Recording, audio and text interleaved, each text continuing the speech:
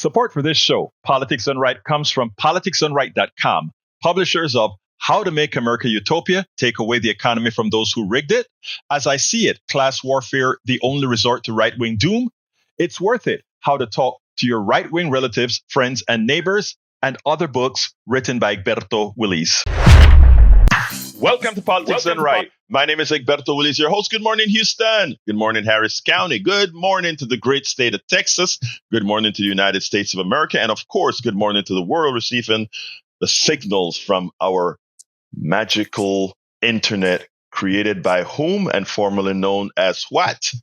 The ARPANET, and created by you folks. Anyway, folks, we're going to have a great show for you. Today, we're going to reclaim that which is ours, that which the billionaires took over, and we're going to do it right. And we've started, it has begun. But before we get busy, we want to welcome the great La Gente en el estudio. In the studio, we have El Señor Howard Reynolds, Jacques Van Beva, and Mayana. How you guys doing this morning? We're good. A little tired, but we're here. Yeah, we're tired, but we're here.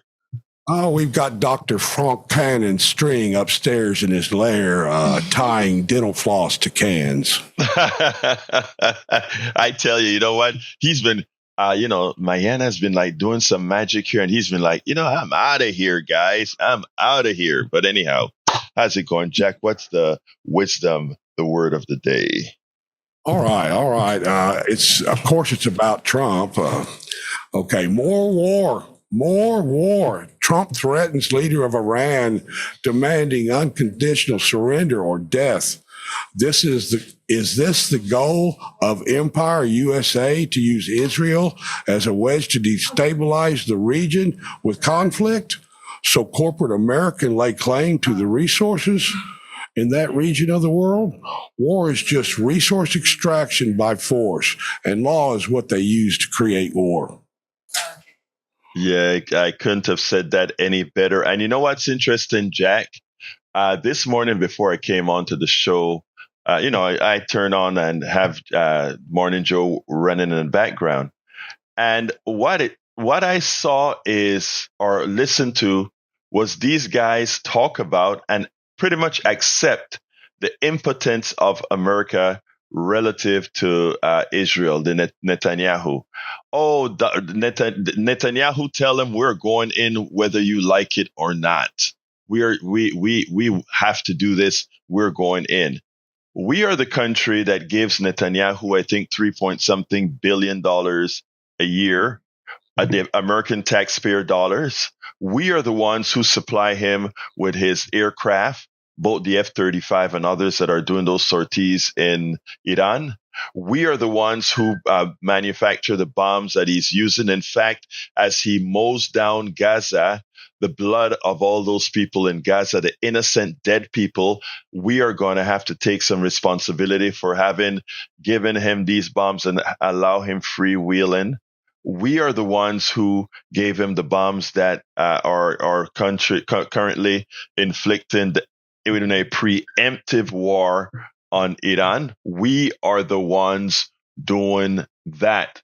We seem so impotent right now in letting a small country that we support, whose existence depends on us, to dictate what's going to go on.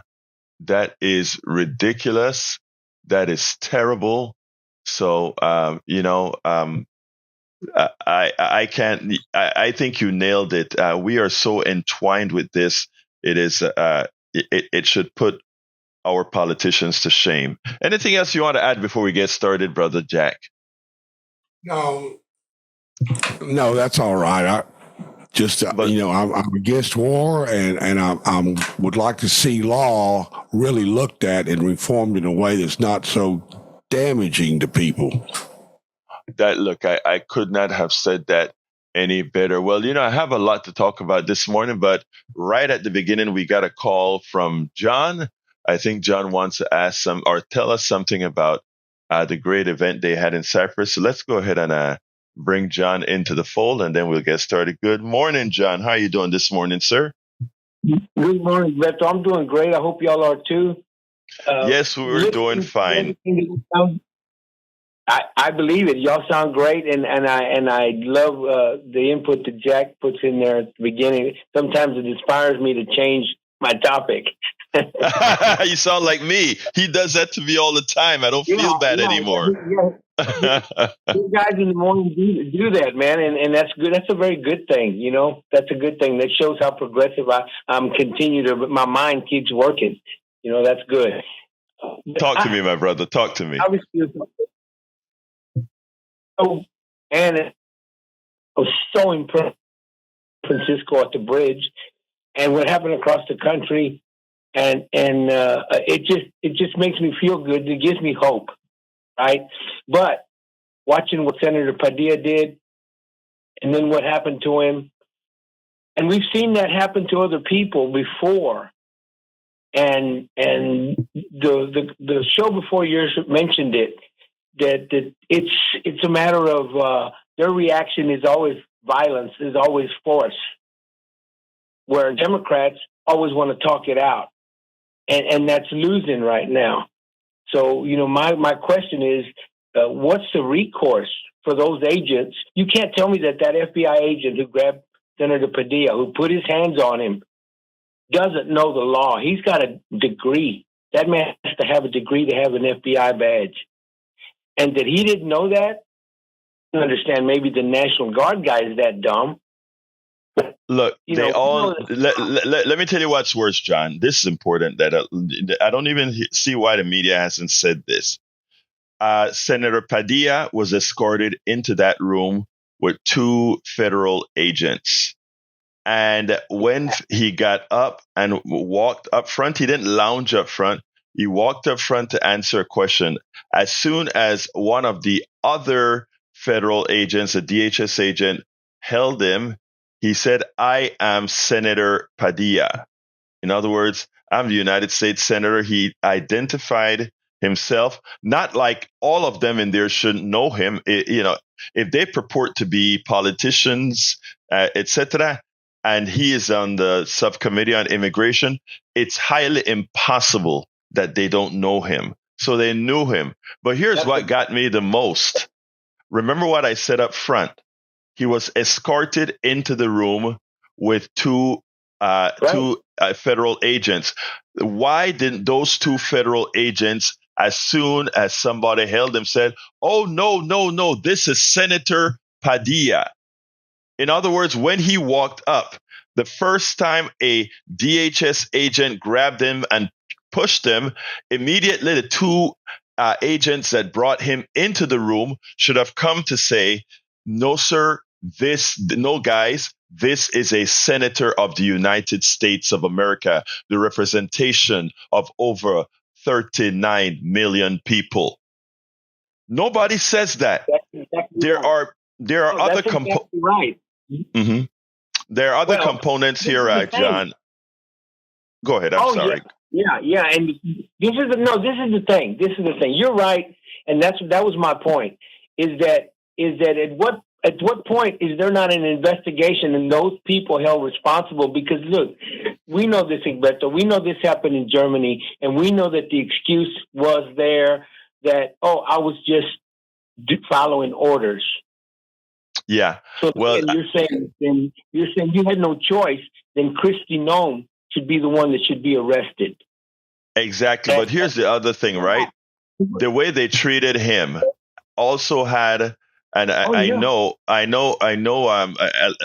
really don't want to do the race card here, but any of us who are people of color know that no other person, no other senator would have, a non-person of color would have been thrown to the ground as senator of the United States after being identified, after being brought into that room.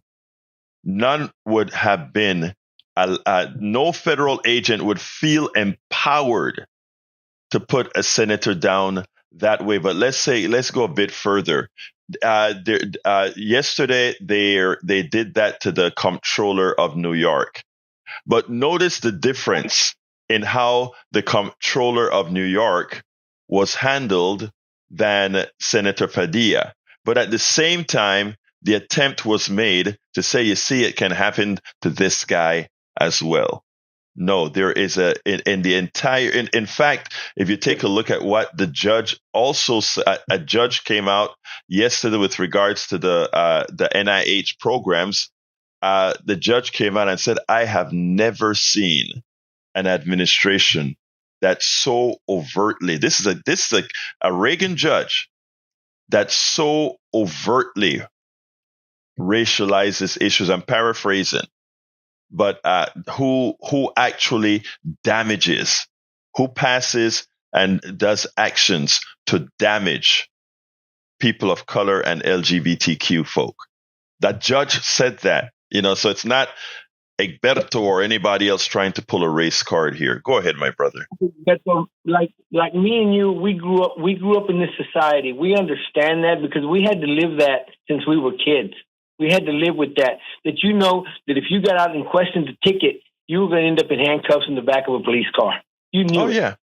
Oh, absolutely.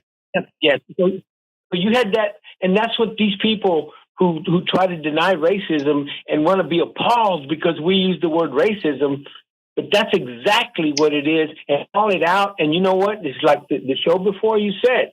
Put it up on the billboard. Keep saying it over and over and over again. But what happens is, and I've said this before, MSNBC, CNN, and I don't want to put on MSNBC because the MSNBC's got some really good people like Lawrence O'Donnell. Yes. Yeah. And the thing is,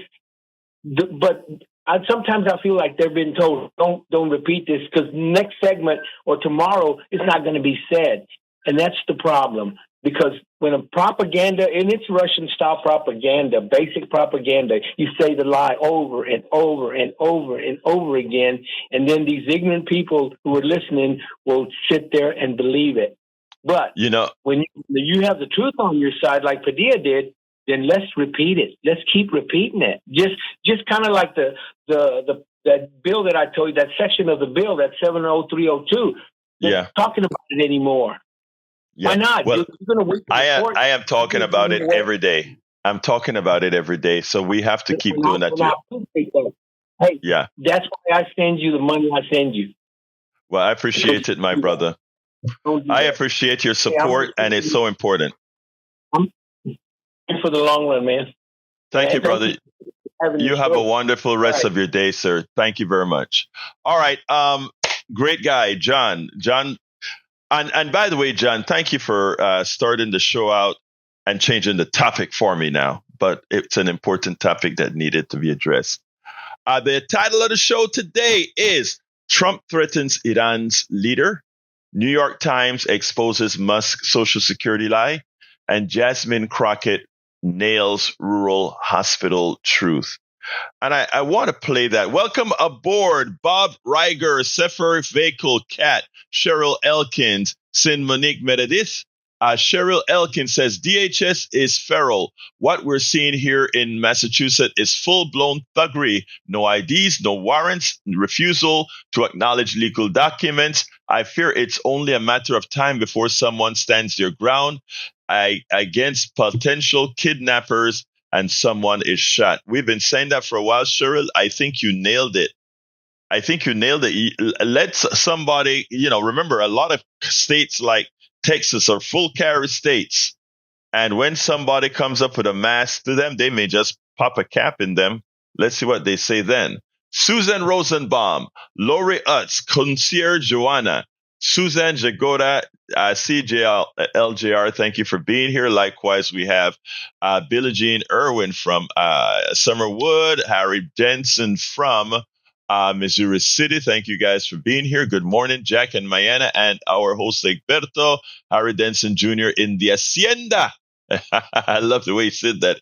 Convicted felon Trump, when he was candidate, Trump once stated, just take the oil. I remember that well. It would not surprise me that the United States and Israel want another Shah in Iran. For United States government and Israel, please go ahead and read. Go to Wikipedia and just scan Iran 1956, I think it is, with Mossadegh and what we did to Mossadegh. So remember that. Jay Ray is in the house from Houston. He says, Buenos dias, Jay. Welcome aboard, my dear brother. All right, I'm about to start, but I got 2 more calls. Let me take those calls, and then we'll go ahead and play the Jasmine Crockett video on rural hospitals. I did that last night. I think it's a very important piece that we need to play. Brother Bruce, you have the floor. Good morning. Good morning, my brother. Good morning. Just a couple quick things. I want people to think about this. If that would have been Josh Hawley or Lindsey Graham coming in there to ask a question, what do you think would have happened? So there was racism, absolutely. The other point I want to make, and be very quick, is if should Iran fall and we install a Shah, look for Trump to start selling custom Trump burqas. I'm done. Thank you, my brother Bruce. Wouldn't surprise me at all. But you know what? Tucker Carlson had a big argument with Ted Cruz. I think it was last night, and he asked Ted Cruz a few things about Iran, and Ted Cruz really didn't have a clue. Didn't know the population of Iran. Didn't know how big Iran was. Didn't know anything about Iran. He talked about it like he believes Iran is the size of Iraq. You could see that these folks that are talking about invading this country, they do not know what they're getting into. And Netanyahu doesn't care. Netanyahu's really trying to stay in power because once he leaves office, he's going to jail, right? He and Trump shares quite a bit in common with respect to being felons in the office. But they don't understand the complexity of Iran. Iran is not an Iraq. It's not. And sadly, if we talking about blown budget, talking about destruction of who we really are, go ahead, drop the bunker buster in Iran, destroy their nuclear program. Like I said, and I continue to analyze this, and I know Brother Patrick sometimes is concerned when I say this, but I think the only way you get Israel to leave Iran alone and again, like I said, it is a lie to believe. It is silly thinking to believe that somehow Iran is going to invade Israel. There is talk that one does in one's country to simply move its citizens and to make a point.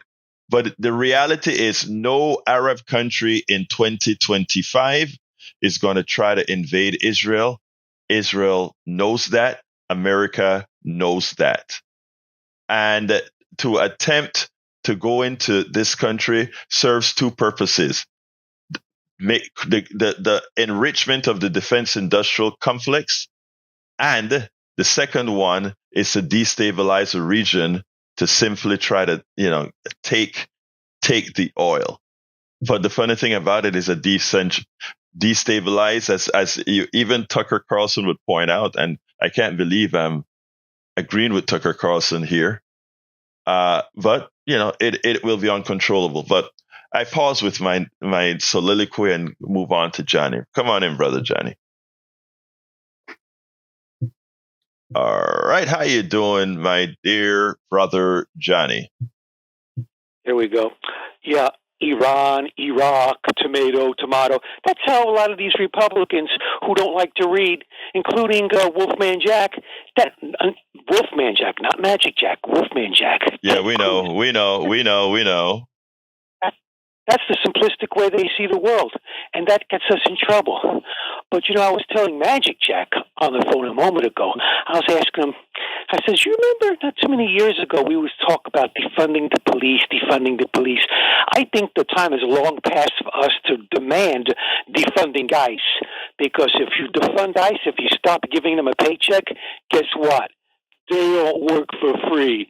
They're mercenary too. They're transactional too. If you don't pay them, they're not going to beat up nobody. Oh, they might beat up people for free as volunteers, but it's nowhere like they're doing right now. We have to figure out a way to stop paying them. How possible is that for the Democrats to do, being that they're not the party in power?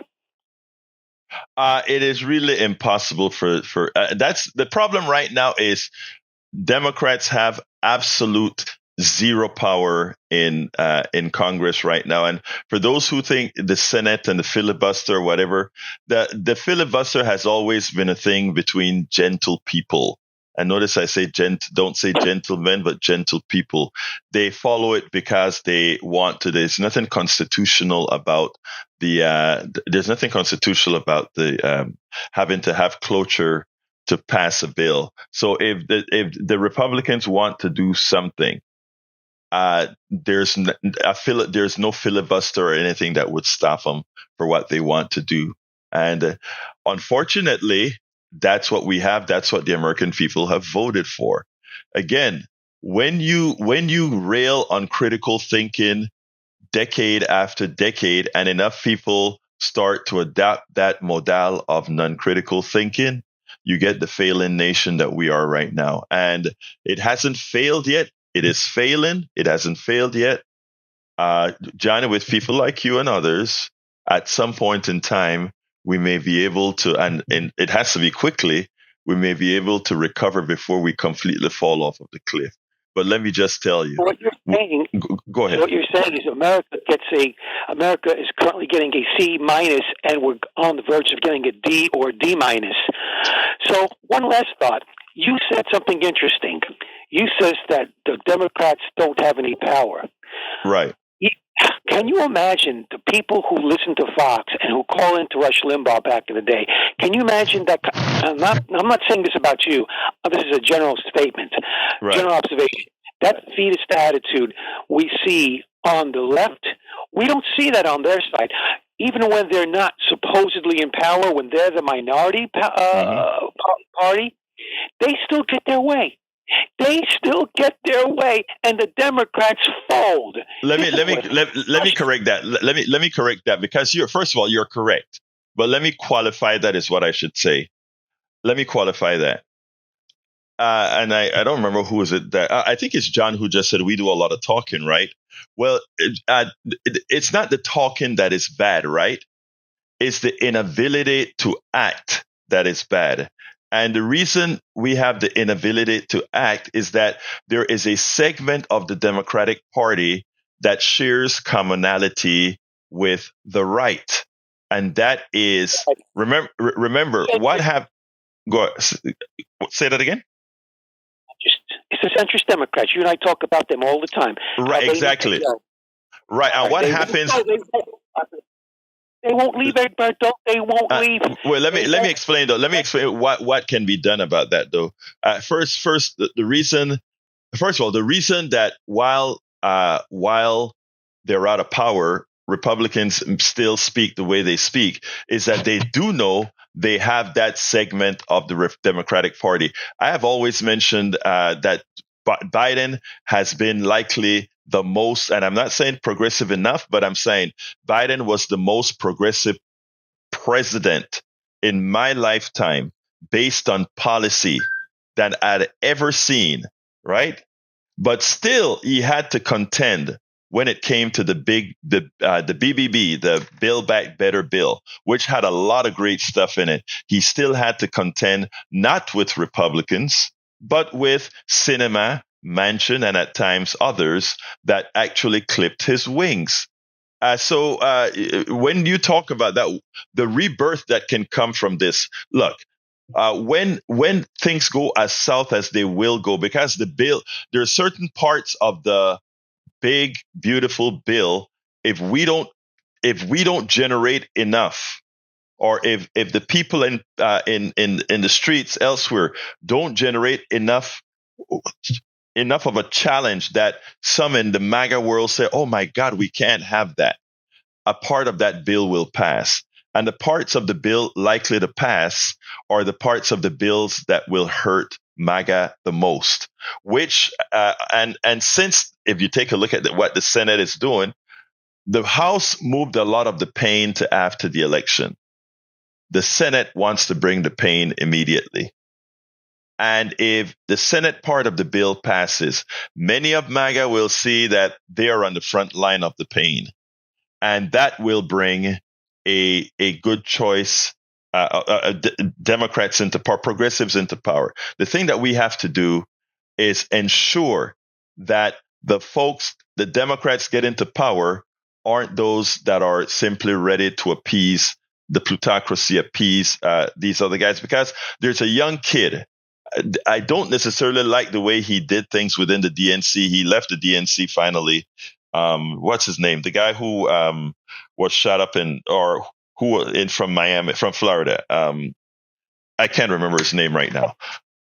He's running the organization. What's his name? Now I'm forgetting his name. Yeah, that's okay. But he's high school. Right. He's running an organization, and he's primarying incumbents. I am glad he left the DNC. Let me finish here. I'm glad he left the DNC. He quit. He quit the DNC, and now he's going full time in his real endeavor, which is to primary Democrats that aren't Democrats.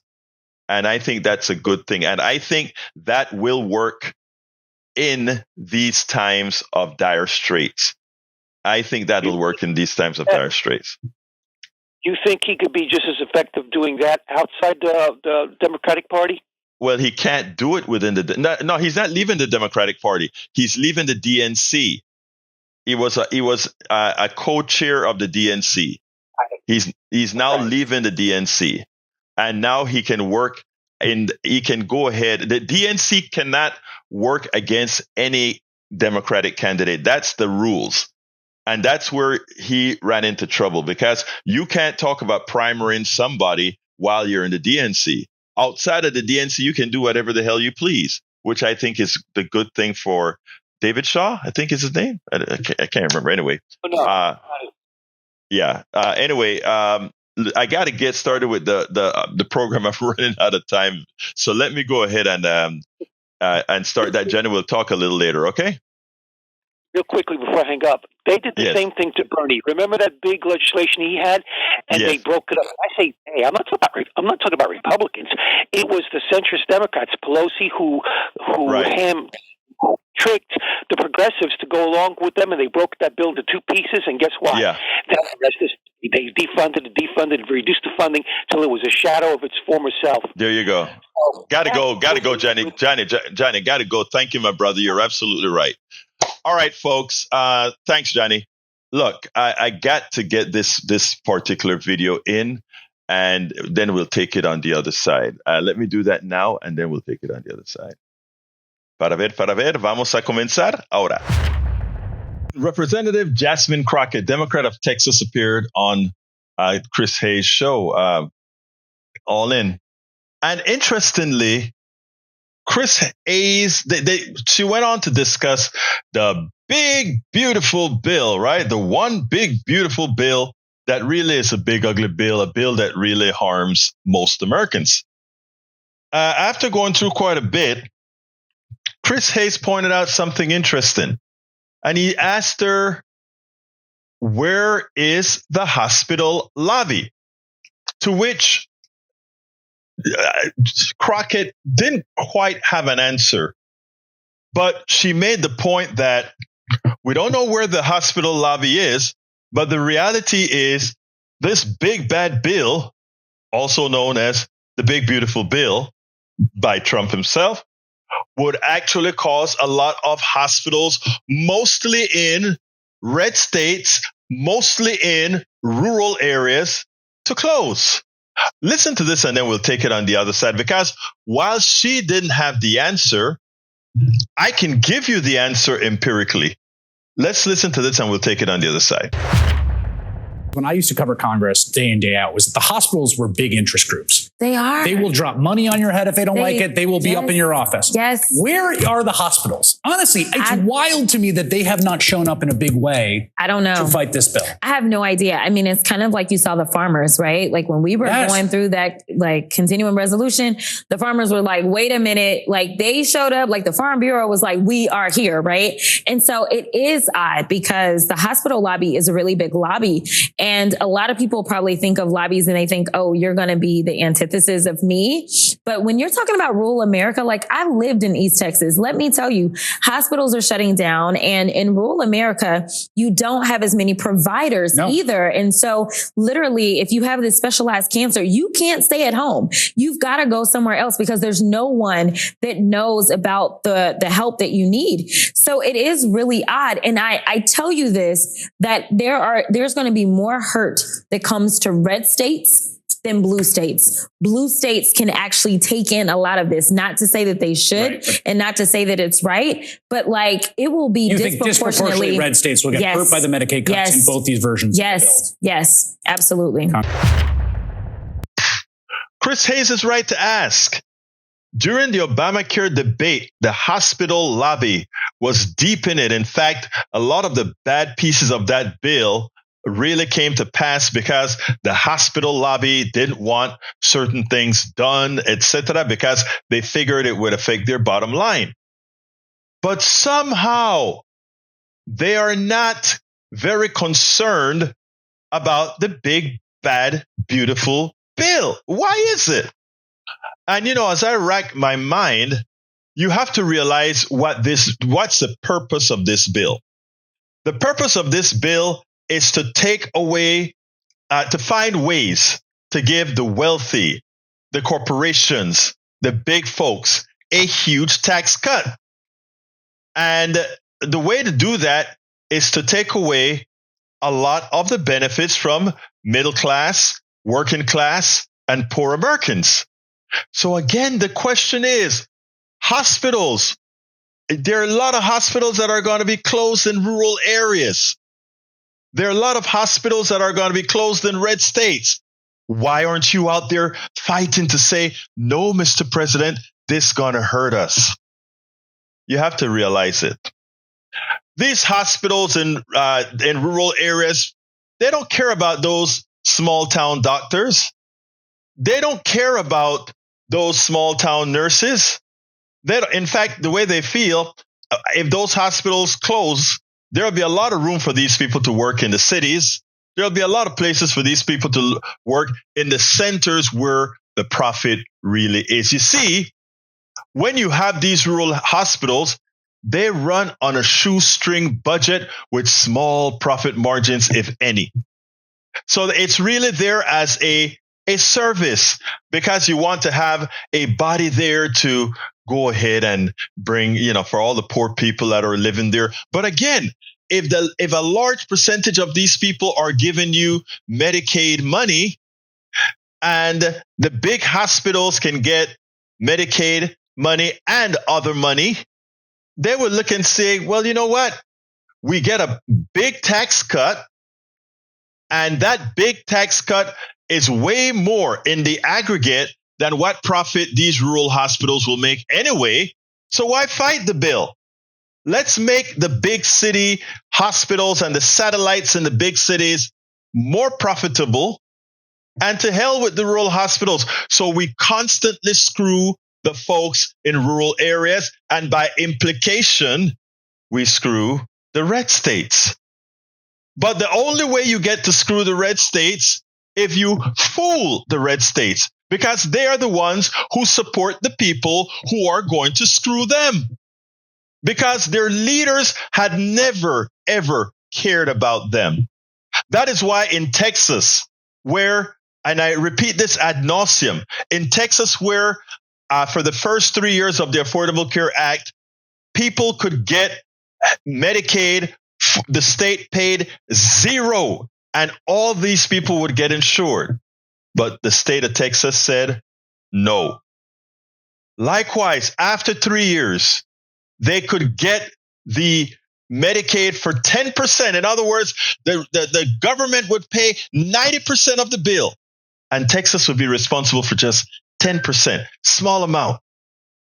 And to the Texas citizens, Texas said, the Republican Texas legislature say, no, I'd rather you die than to have to pay 10% more in your health care. And this goes on and on and on with policy and policy and policy. They cut SNAP. They cut support for food banks. And what happens? Who does that hurt? Our brothers and sisters in West Virginia, who are very, very, very dependent on food banks in a lot of these areas in Appalachia. But they don't care.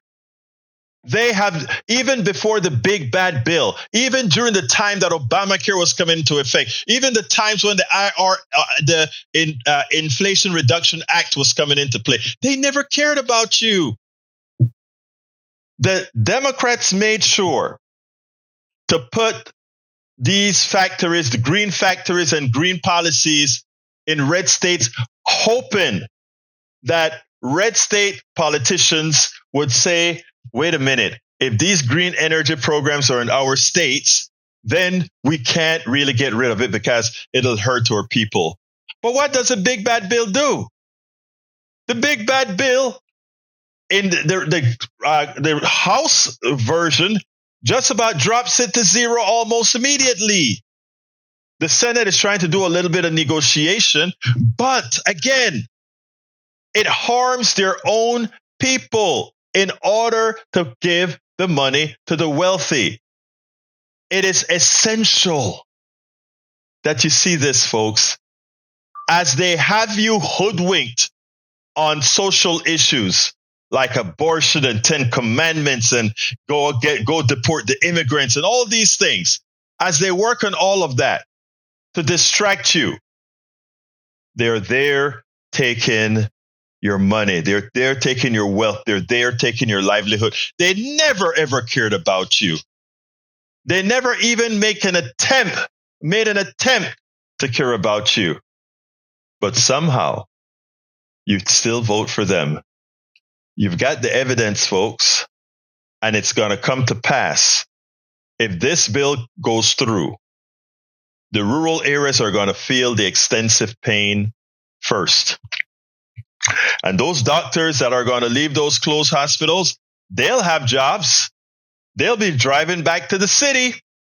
And the city folks, the folks that they tell you to fear, they'll have good health care because they'll have even more doctors coming in from the rural areas after those hospitals close.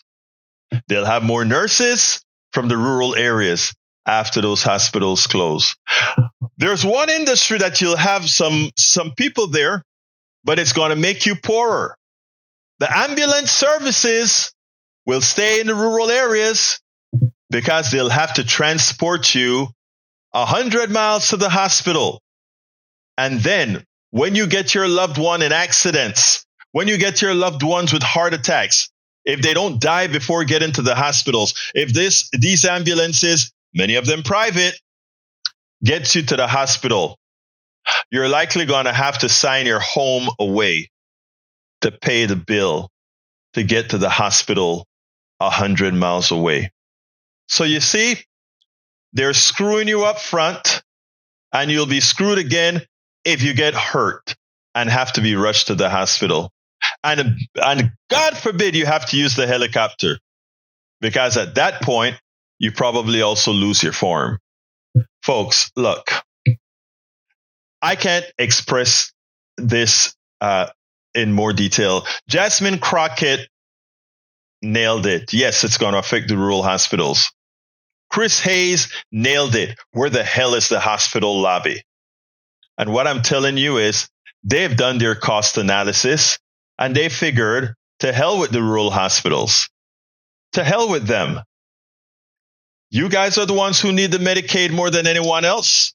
And since the Medicaid doesn't pay as much as we can in the city, to hell with it. The tax cut will more than make up any tiny profit, if any, we would have made in those rural hospitals. And then the real estate from that rural hospital, that still has some value.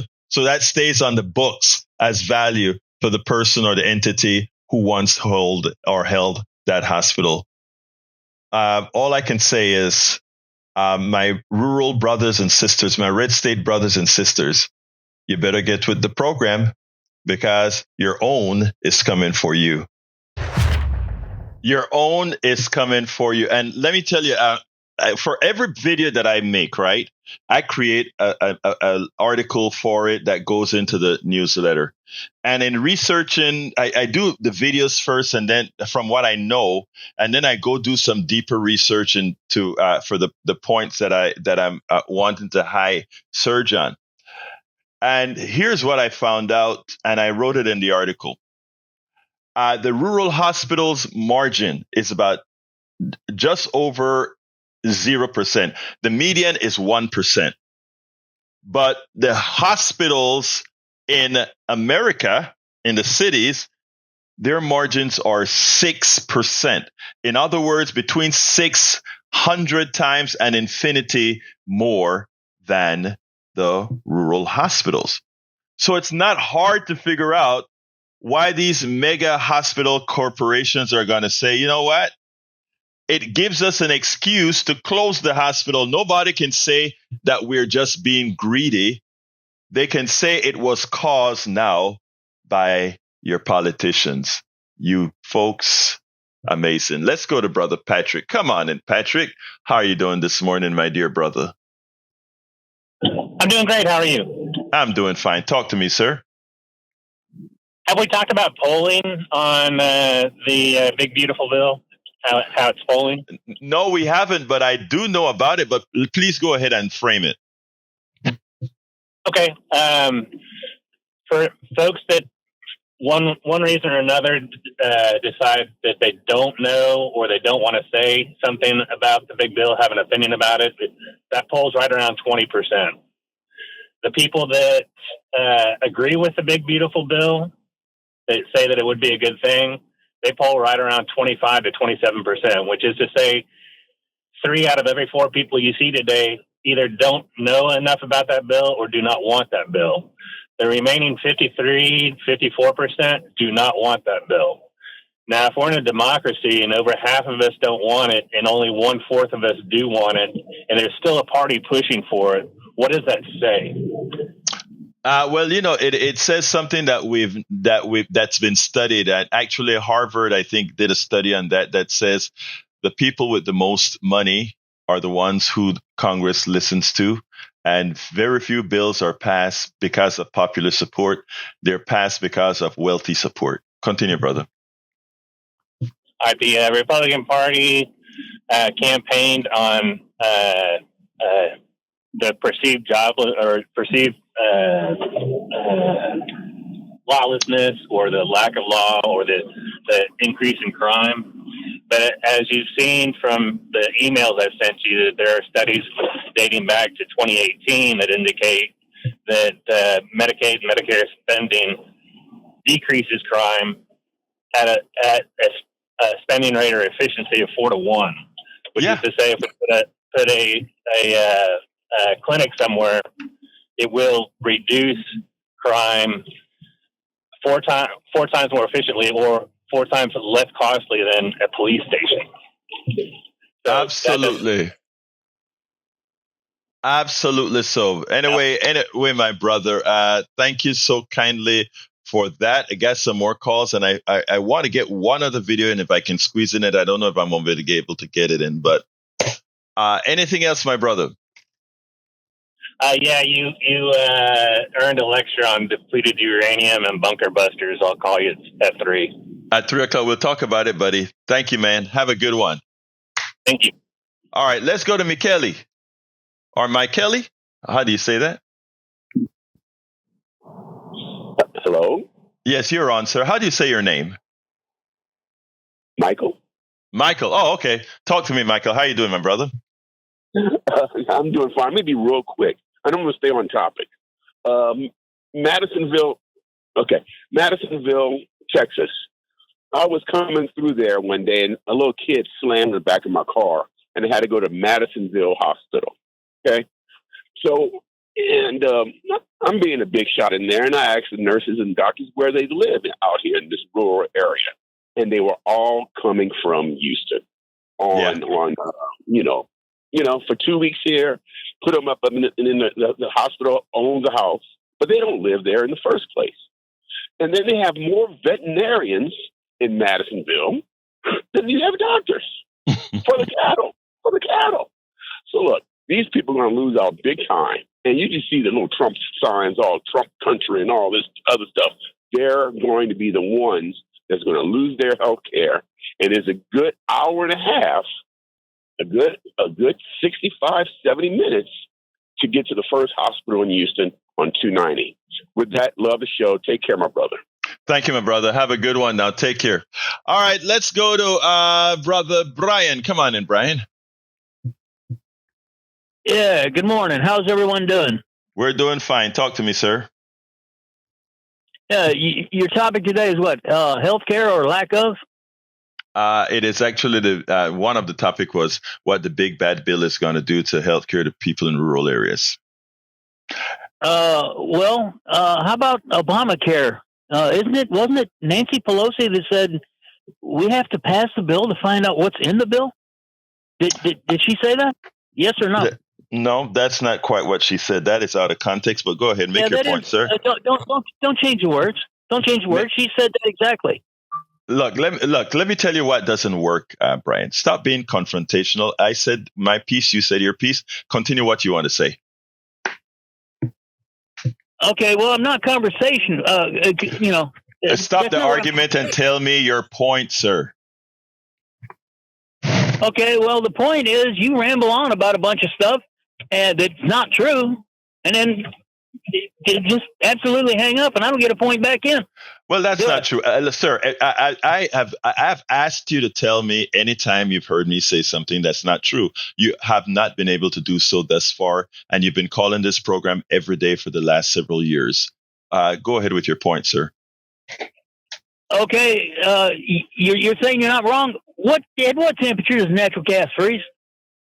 I don't recall what the temperature is for natural gas, sir. But I mean, if you're bringing up what caused the freeze, and it was the water vapor within the natural gas that freezes. It's not the natural gas that caused the failure of the pipelines. It's the H2O vapor that at below 32 degrees freezes. So make your point. No, actually, it was the greasing system on the wind towers that failed, and the lack of battery backup. Okay, again, that is where the governor lied. The governor lied, sir. Again, the governor lied to the people. Most of the wind turbines the wind turbines saved the day after the gas turbines because they weren't weatherized. Caused the issue. Look, I mean, I've researched all of this, buddy. Incorrect. Okay, that is absolutely I'm not going to say. I'm not going bye. Goodbye, Brian. Bye, Brian. Let's go to. I'll wait for the other call. Uju says, "Morning. Brian calls to argue because he doesn't have a point. He still has no policy proposal, just grievance and everything. Brian, go hug an elephant. Seriously, it will help your mental health."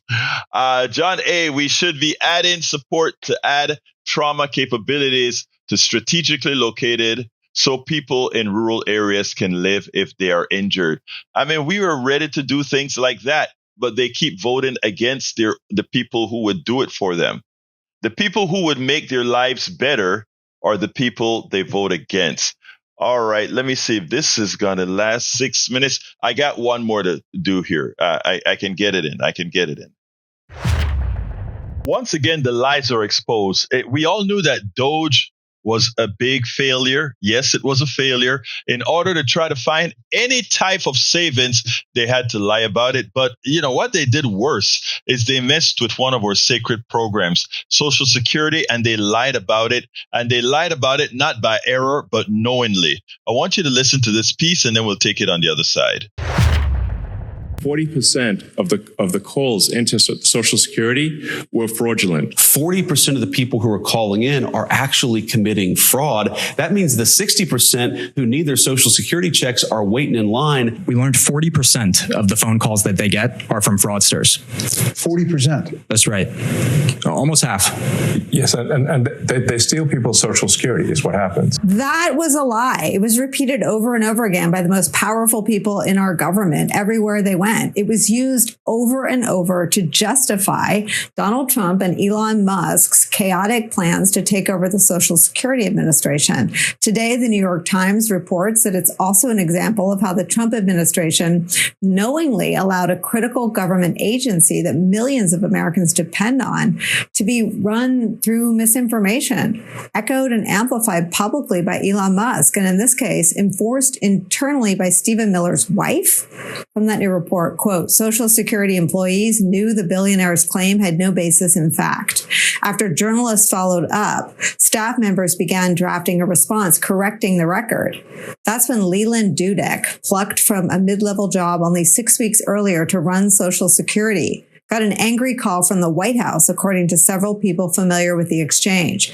Quote, the number is 40%, insisted Katie Miller, a top administration aide who was working closely with Musk, according to one of the people familiar with the April 1st call.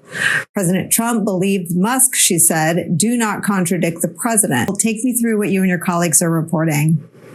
Yeah, well, we looked at Social Security. It was really sort of a case study of Elon Musk. It was and DOGE, and they kind of fixated on this, as the agency that they were going to try to kind of fix. They thought there was all kinds of fraud and waste, and this could be sort of a shining example of that. But what they ended up doing was taking all kinds of distortions, misinformation, and blowing those up through Elon Musk's Twitter feed.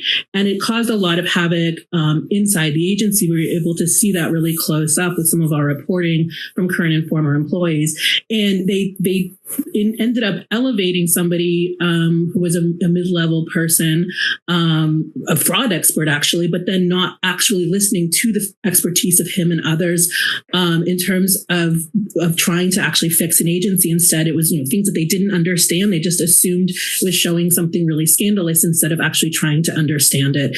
And they rejected the expertise, and that caused a lot of chaos and problems. I want to read more from your reporting. You write this. The Times investigation found that Musk became fixated on the program in early February after members of his team misread government spending data. In response, Musk's team mobilized dozens of Social Security employees to affirm their views about fraud and began a project to ensure dead people were properly classified so they weren't mistakenly paid, even though DOGE officials acknowledged in an internal memo that payments were not being made in those cases. I mean, there are still probably millions of the president's supporters who believe that lie. It got incredible traction, this idea that and President Trump even repeated it in his congressional address. And he even said, he went through and read off these stunning numbers of the people who were dead. And he said that it was that many of them were on Social Security. In fact, the DOGE members who were inside the agency at the time, they understood that these were very old people, 150 or so.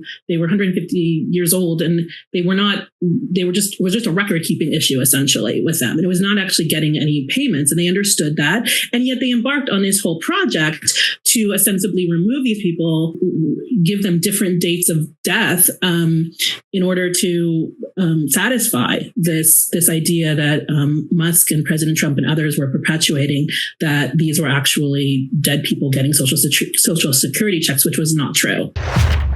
It was never true. And they hoodwinked their people, and in the process made Social Security much more inefficient. People waiting on lines, etc. We have a little bit of time. Patrick, come on in. Patrick, you're on. Okay. I can't hear anything from Patrick. Patrick, are you there? Am I missing something? What's going on? I can't hear. Is it... Anyhow, let's go ahead and... studio, are you there at all? Or are we missing something with the signals? Okay. we maybe we're missing something here with the signals that I can't hear what's coming in from the other side, but I know that they can hear what we're saying from the other side. So let me go ahead and say we're close to the end of the program. This is what's really happening, folks. This is what's really happening. Unfortunately, we have a system now where John A. says a majority of citizens are completely unaware of the MAGA murder bill and how horrible it is. We also have Susan Jagoda that says repeating lies become truth to the base. They are bought into the cause and facts they see with their own eyes that differ with the party do not resonate. Uju says, bingo, Susan. It is truly sad how people have allowed themselves to be conned for decades and generations. Look, at some point, some people think that what we're doing here is, what's the word that I want to use? That we're not going to get anywhere doing this. Let me tell you, folks, we have to continue putting the message out. We don't have any options other than to put the message out. Okay, let me see if I can hear the studio. Studio, we are coming close to the end of the program. Do you have anything that you want to add before we get out of here? No, it's just a National Picnic Day, so Yogi Bear is really happy for a picnic basket. Yay! Yeah. Hey, Howard, you're back in the house. Give me a little statement before I get out of here, Howard. Oh, I can't hear him. I don't have any headsets. Oh, well, I said give me a little statement before you get out of here, Howard. Oh, okay. Well, it's going to be another great day here at the radio, and I've been upstairs working and listening to you. And what's the deal with Brian anyway? Hey, be nice, Howard. Be nice, Howard. What is the deal with this man? Does he not read anything? Does he not understand anything? But I'll be nice to him and say, Brian, have a good day. Johnny. Anyway, folks, thank you very much.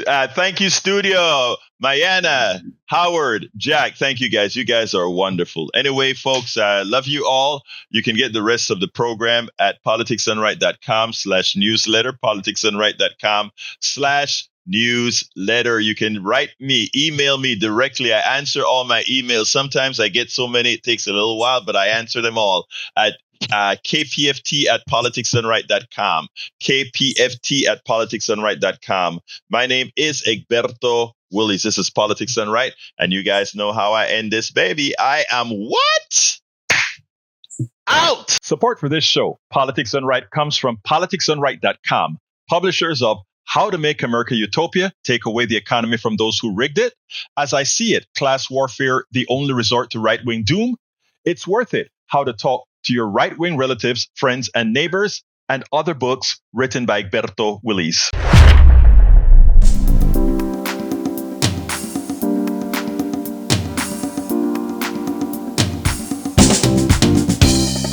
Welcome to Politics Done Right. I am your host, Egberto Willies. This is a progressive program that will take the mystery out of politics. This is the program that will encourage you to make sure government becomes we the people. Whether you are liberal, progressive, conservative,